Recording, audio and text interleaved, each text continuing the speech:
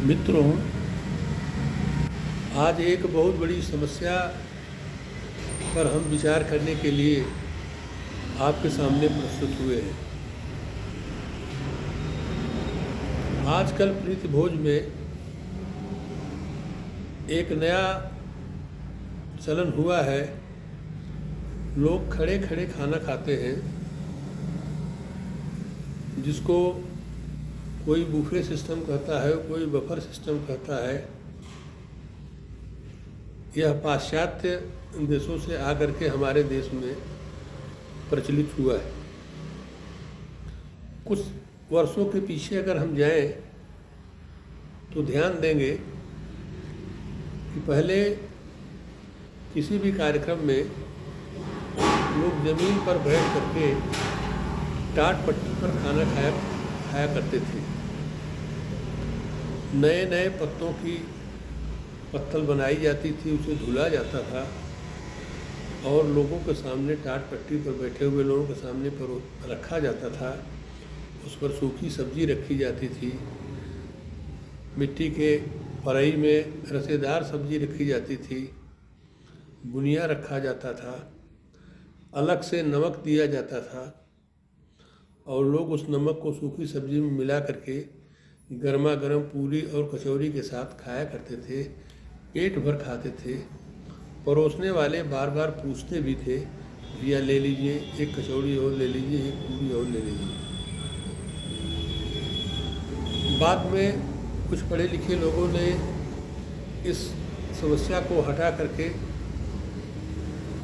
मेज़ और कुर्सी का सिस्टम रख दिया। वो भी अच्छा है, सर्वोत्तम है। मेज़ कुर्सी पर बैठ करके लोग खाना खाने लगे। हरे पत्तों से बने हुए पत्तल उनके सामने रखे जाने लगे। सब्जी का एक सिस्टम बढ़ गया।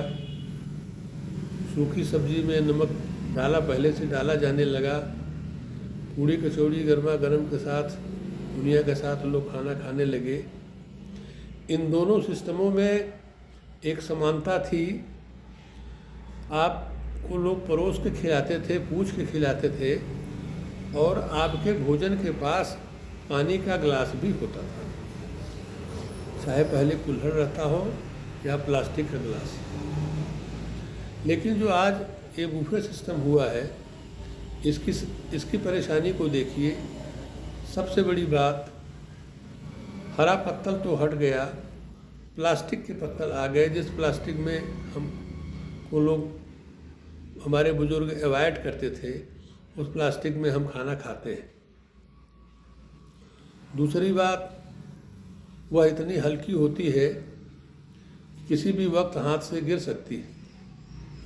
तीसरी बात, भीड़ इतनी होती है कि डर के मारे लोग एक बार में ही अधिक से अधिक खाना उसमें रख लेते हैं और उस भीड़ से निकलते समय यदि सावधानी न बरती गई तो वह खाना गिर जाता है, किसी के कपड़े पर गिर जाता है और झगड़े की स्थिति पैदा हो जाती है।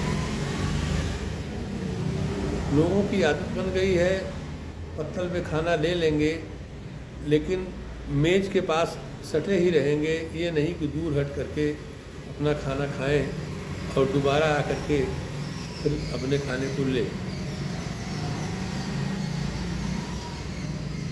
इस सिस्टम में खिलाने वाला व्यक्ति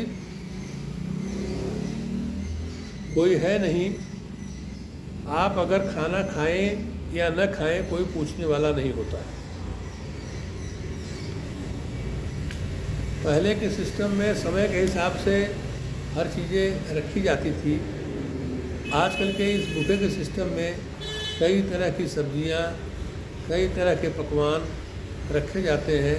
कुछ लोग खाते हैं, कुछ लोग नहीं खाते हैं, पड़े रहते हैं। और ठंडी के सीज़न में भी आइसक्रीम जैसी ठंडी चीज़ें लोग खिला देते हैं।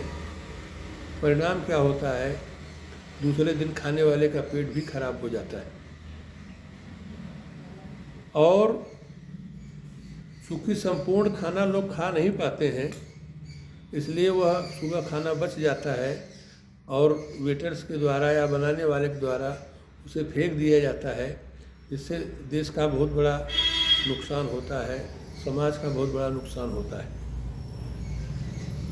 आखिर इस समस्या का समाधान क्या है? मेरे विचार से तो मेज़ कुर्सी पर बैठकर खाना खिलाना वह सबसे उत्तम है। बुफे सिस्टम में आप खाना खाते हैं, खाना खाते वक्त अगर आपको प्यास लग गई तो पानी इतनी दूर रखा रहता है कि न आप जा पाते हैं न कोई आपको पानी दे पाता है। बहुत बड़े कार्यक्रमों में वेटर लगे होते हैं पानी देने वाले, लेकिन औसत कार्यक्रमों में ऐसी व्यवस्था नहीं होती। होता क्या है,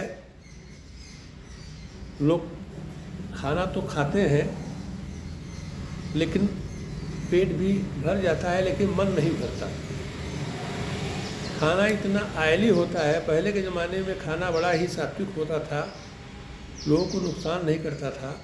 आज के ज़माने में खाना इतना ऑयली होता है कि खाने के बाद कुछ लोगों की तबीयत भी खराब हो जाती और वो पेट में जा कर के कई तरह के खाने गजड़ बजड़ का काम करते। लिहाजा इस पर विशेष ध्यान देने की आवश्यकता है। समाज को ध्यान देने की आवश्यकता है, खिलाने वाले को भी ध्यान देने की आवश्यकता है, खाने वाले को भी ध्यान देने की आवश्यकता है, जो व्यवस्थापक हैं उन्हें भी व्यवस्था करने की आवश्यकता है। अन्यथा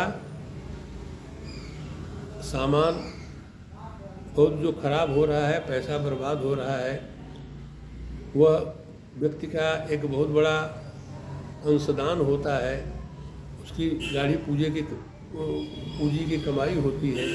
ऐसा नहीं होना चाहिए। और सभ्य समाज में भीड़ जुटा करके मेज़ के पास सटे होकर के खड़े होकर के हटना नहीं, वहीं खड़े होकर के खाना, यह हमारे विचार से बड़ा ही अनुचित है। इस पर ध्यान दिया जाना चाहिए।